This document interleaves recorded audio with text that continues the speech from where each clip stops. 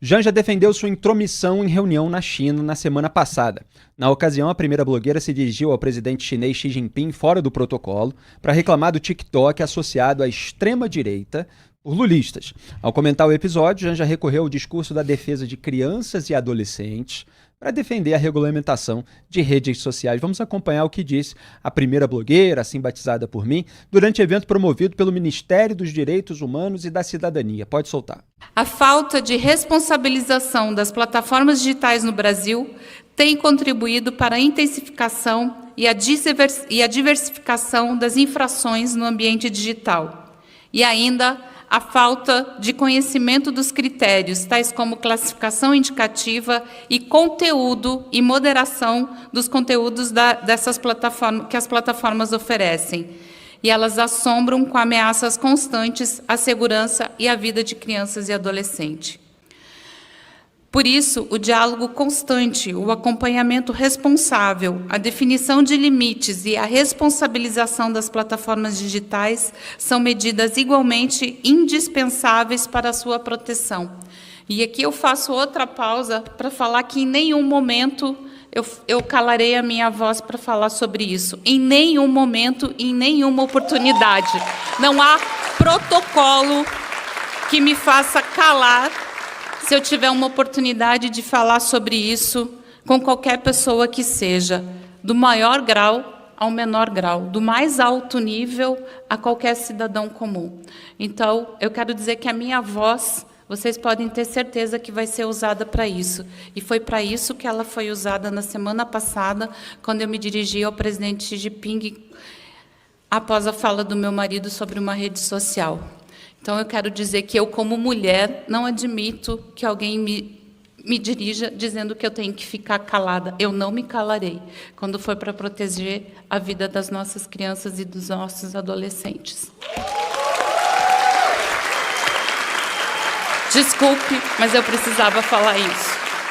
É urgente a regulamentação dos espaços digitais. Quantas crianças precisamos perder? Quantas pessoas ainda precisam sofrer violências para que consigamos um espaço saudável na internet? Por mais que algumas pessoas se sintam incomodadas ou achem que não cabe a mim falar, questionar ou discutir sobre isso, reforço aqui meu compromisso de seguir lutando por um espaço digital respeitoso, principalmente porque me preocupo imensamente com as crianças e com as mulheres desse país. Bom, nesse discurso vitimista da Janja tem pelo menos duas malandragens retóricas. A primeira é fazer parecer que toda crítica ao conteúdo das suas falas ou à adequação e ao momento em que elas ocorrem são uma espécie de censura misógina. São críticas que vêm em razão de ela ser mulher. E não é verdade, evidentemente. Elas se devem justamente ao teor das falas da Janja e à função de primeira-dama, que historicamente é uma demanda compostura, demanda uma certa autocontenção que ela não tem. Ela é totalmente sem noção, muitas vezes aloprada, como a gente tem visto ao longo dos meses, desde que o Lula tomou posse em janeiro de 2023. O segundo ponto, eu chamei a atenção no X mais cedo, é que a Janja é que queria calar aquilo que ela chama de extrema-direita, como foi reportado que ela fez nessa reunião com Xi Jinping. E lá, vamos deixar claro, é uma ditadura. Depois o Lula saiu em defesa dela, dizendo que pediu ao Xi Jinping para mandar alguém da confiança dele aqui para ajudar o governo Lula a regulamentar as redes sociais. Então ela, assim como o marido, tem um incômodo muito grande com a atuação das pessoas que pensam diferente deles, com a atuação dos seus rivais políticos, dos seus adversários eleitorais nas redes sociais, porque eles não controlam as redes sociais, eles conseguem controlar muita coisa. A Janja tinha amiga em emissora de TV para defender ela, para defender o marido. O governo do PT, historicamente, esse já é o quinto mandato, ele abre ou fecha a torneira das verbas de publicidade federal conforme a cobertura chapa branca de veículos de comunicação. Então eles conseguem controlar boa parte do mercado da comunicação.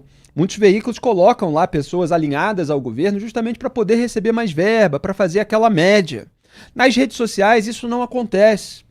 E a direita no Brasil, ou qualquer pessoa que seja crítica ao petismo, encontra na rede social uma forma de se expressar para outros milhares de pessoas, e isso vai gerando uma reação em cadeia a atos de governo, a falas das pessoas do Poder Executivo, e isso incomoda muito. E aí eles travestem essa patrulha que eles estão fazendo em defesa de criança e de adolescente, como se eles estivessem assim combatendo a criminalidade decorrente de atuação organizada nas redes sociais contra crianças e adolescentes, por exemplo, aqueles massacres em escolas, que em geral acontecem nos Estados Unidos, mas que já teve alguns episódios aqui no Brasil. Não é esse o motivo do incômodo manifestado diversas vezes pelo Lula e pela Janja?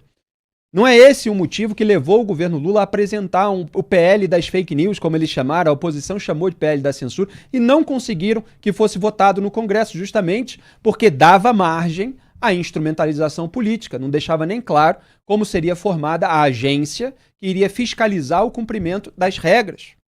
Então, Duda Teixeira, você tem aí uma série de malandragens retóricas para fazer com que eles não pareçam os censores que eles estão querendo ser. Exato, várias malandragens retóricas.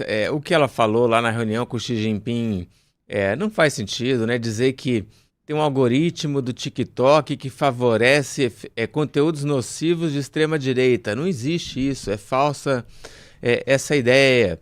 Também isso que você comentou de achar que as redes sociais, ela usam um verbo assombram, né? E colocam em risco a vida de crianças e adolescentes. Isso é claramente um exagero, né? Claro que teve um caso recente de uma menina, acho que de 8 anos, que viu ali em alguma plataforma de vídeo um jeito de...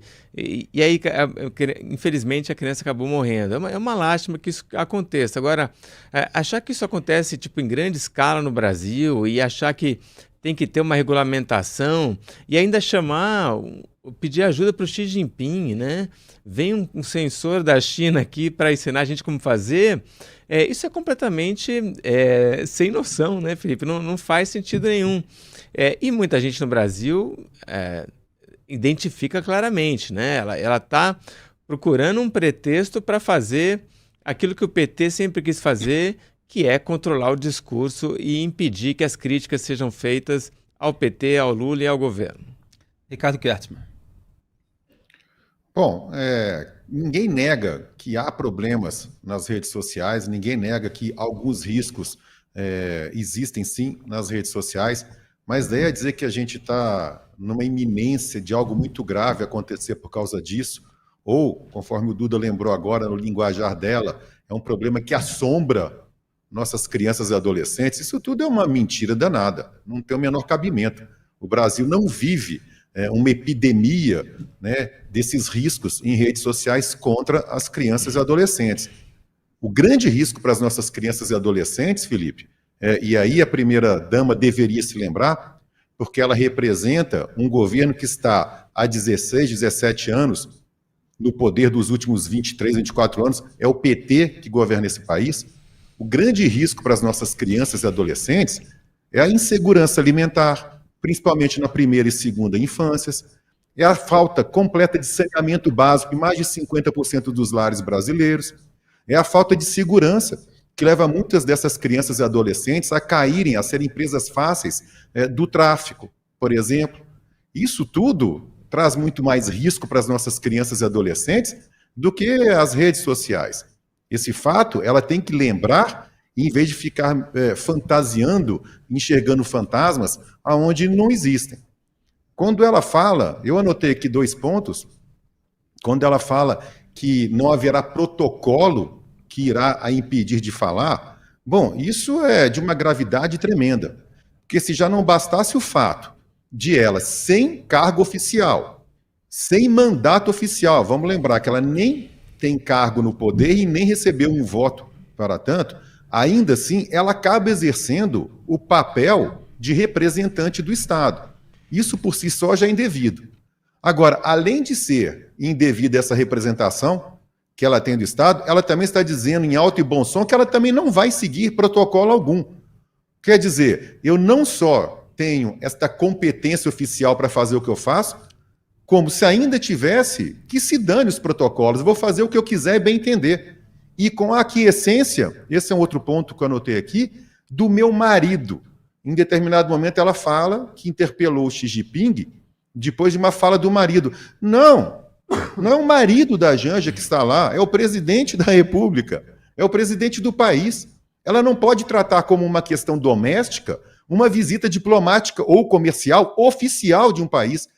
E é isso que ela vem se tratando dessa forma.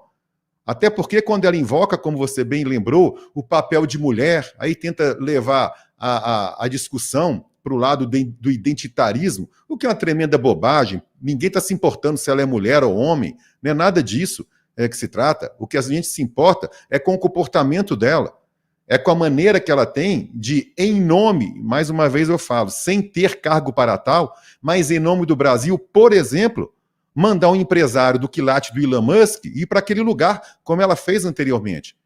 Isso não é papel nem de primeira-dama, nem muito menos de um representante oficial. E ela não é nenhum dos dois. E a representatividade do Brasil fica enviesada ideologicamente, quando ela está ali propondo a um Estado conhecido como o mais censor do mundo, que regule uma rede social, o TikTok, de tal forma que a extrema-direita, que é o lado que ela diz combater, e obviamente não tem nuance no discurso dela, ela não vê o direitismo saudável e razoável, tudo para ela é extrema-direita. Então fica uma representatividade enviesada ideologicamente, e é óbvio que o casal presidencial nunca fala do problema da criminalidade das facções criminosas armadas no Brasil. Quantas vezes nós falamos disso aqui, nós fizemos até podcast com o ex-capitão do BOPE a respeito desse tema. Eu falei em podcast também, onde eu dei entrevista sobre como se fala muito em defesa da democracia contra golpe de Estado militar, mas se fala muito pouco em defesa da democracia contra as facções que dominam determinados territórios onde a população não pode entrar, onde a população não tem o seu direito de ir e vir, onde a população, quando atravessa desavisada uma linha imaginária ou estabelecida por barricada, ela é assassinada. É disso que eles deveriam estar falando.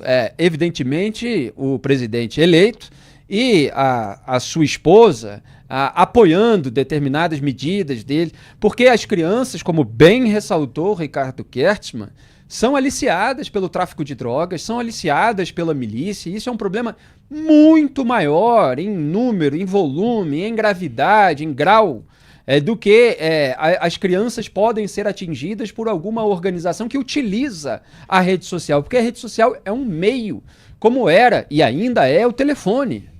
Então é óbvio que organizações criminosas armadas elas podem usar o telefone para cometer o crime e eventualmente podem usar rede social. Por isso existe polícia que monitora as redes sociais, a internet. Por isso que depois de um crime ocorrido, inclusive, você encontra determinados rastros que faz com que você apure a responsabilidade do restante da quadrilha, que você identifique o nome e o sobrenome de determinadas pessoas, os locais por onde elas passaram, os recados que elas deixaram, qual era a motivação.